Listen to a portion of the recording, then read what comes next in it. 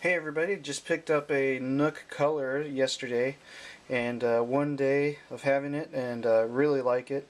I guess I should tell you I did have a Nook Simple Touch. In fact, I still do and still use it quite a bit to read ebooks, but found this, picked it up used and always wanted to try one of these out, so thought I'd share with you what I'd discovered and what I'd learned.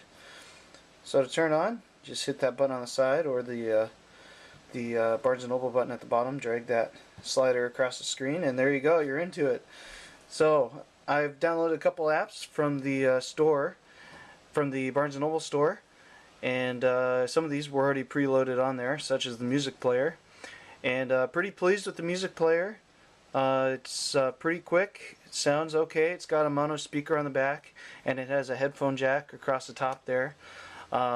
And if you carry around your music like that, or if you need something to pass around the car and play on long road trips, this is definitely one of the good ones. One thing I haven't been able to find, I'm not sure if it's on here or not, is an equalizer. The music sounds good, but of course it can always sound better. So yeah, I would just say if anybody's working on this app or has found this video and you've got the access or ability to add an equalizer, they'll make it about 100 times better.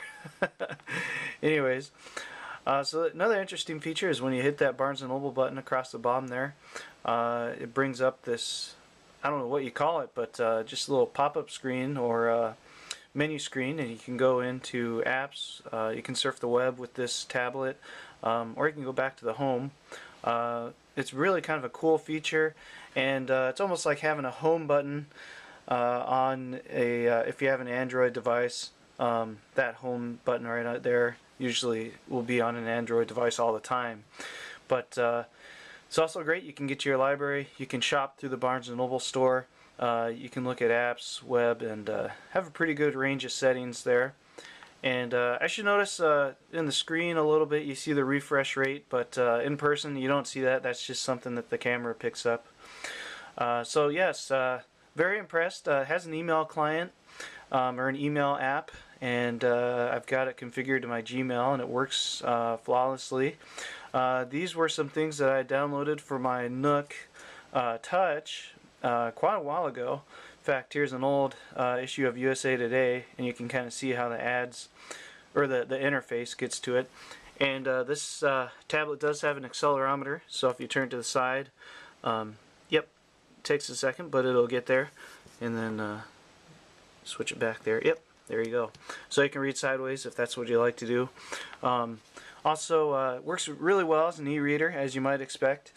Other things, I was really impressed to see that some of the more popular apps are available for it, including AccuRadio, Fandango, Netflix, and Pandora is another one that's on here.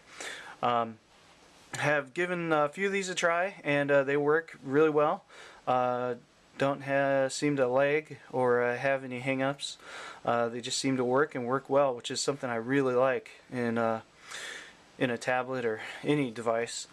So anyways, we'll do a quick walk around the player here. As you can see, you've got the volume buttons on the side here, and you've got your headphone jack on the top there. And something interesting, I'm used to having a power button up here, or even here. I think that's just from my Nook Touch.